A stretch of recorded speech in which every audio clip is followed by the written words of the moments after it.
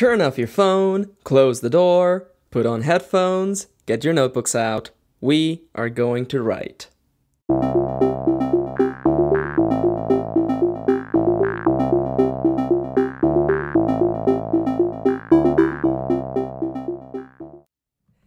Welcome back to the Virtual Writing Academy. Today we're going to tackle a writing problem that plagues a lot of young writers.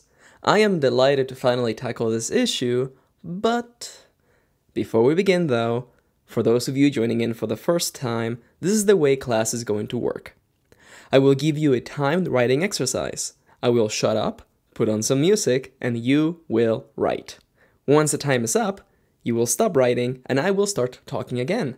Simple as that. Once we're done with today's exercise, we will meet again and talk about our experiences.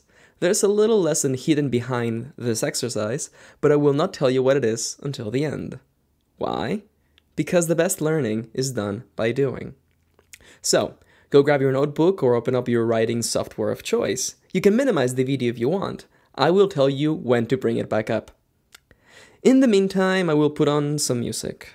Something fitting for, yes, a god. Are you ready? Before we begin though, I wanted to remind you all that if you want to use your own characters for this exercise, that's okay. Today's lesson requires a god or some sort of cosmic being. If you happen to have one of those in your story, feel free to drop them in. Again, you have my permission to use one of your characters for this exercise. Whatever you need to get writing is fine by me. Now, let's take it from the top. The birther of worlds. You will have 10 minutes to write in first person from the perspective of a powerful cosmic god. The catch? You will explore the thoughts of this character as they create a new planet. Double catch? This is not the first planet this god has created. Again, you will have 10 whole minutes to write from the point of view of a powerful cosmic being. You will explore their mind, their feelings, and their past as they give birth to a new planet. What does this world look like? What goes through this character's head as they forge a new planet? And, worst of all, what happened to their previous world? And why have they decided to start anew? The answer to all of these questions is up to you. Remember, dear writer, the only wrong way to tell this story is to not write at all. The time starts... Actually, just to make matters a little more fun, let me give you the first line. The story begins like this. I will not make the same mistakes again. Now go. The clock is ticking.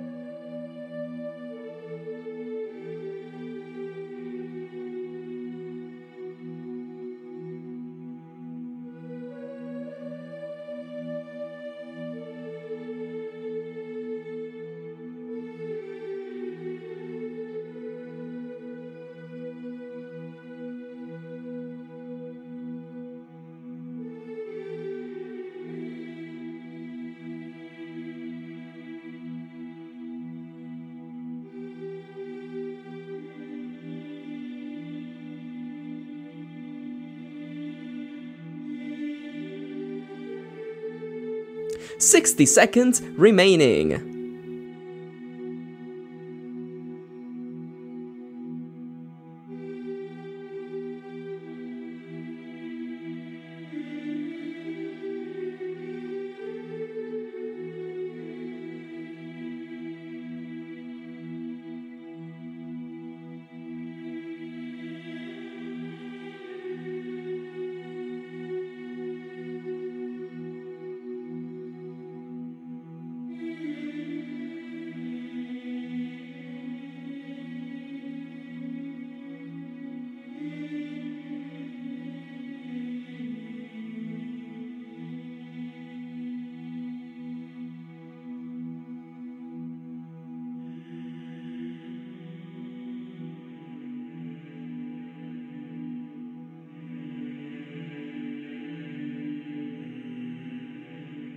Alright, time's up, pencils down, fingers off the keyboard. If you minimized the video, bring it back up. Let's take a deep breath.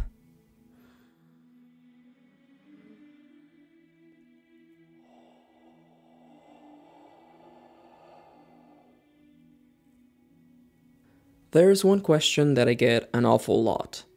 It's not a bad question. The thing about it is that people think it has something to do with writing. And it doesn't. This question is about fear. Max, my story is about X, but I have never experienced X. What do I do? I want you to take a step back. Look at what you wrote. Now, I'm pretty darn certain that none of my followers are actually gods, and I'm pretty sure none of you has ever given birth to a new planet. And yet, you were able to write about it for 10 minutes. You were able to enter the mind of someone unlike you and find their feelings, their reasons, and elements that you could relate to.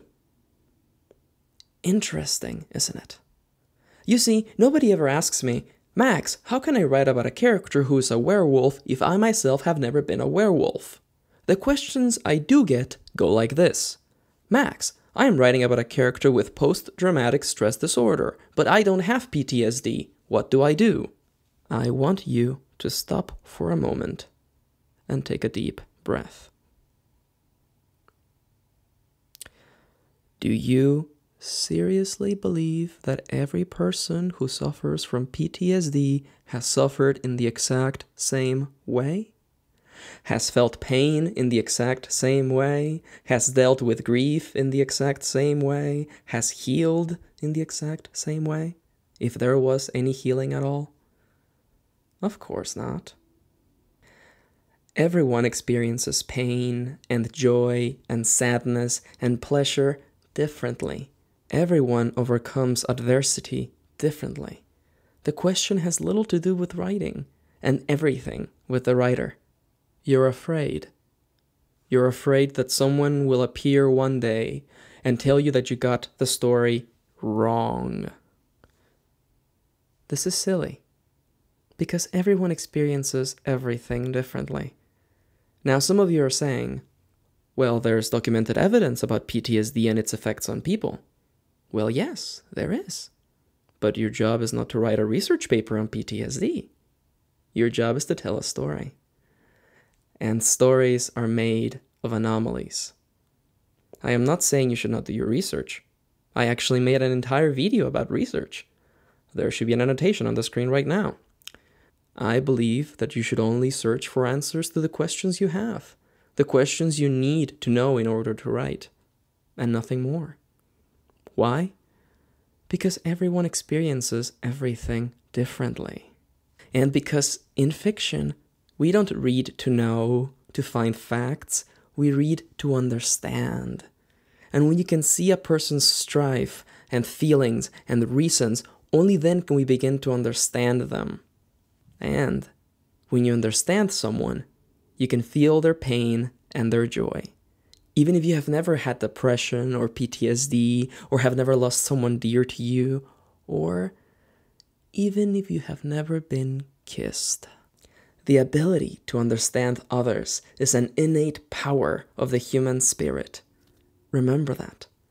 You want to write a powerful story?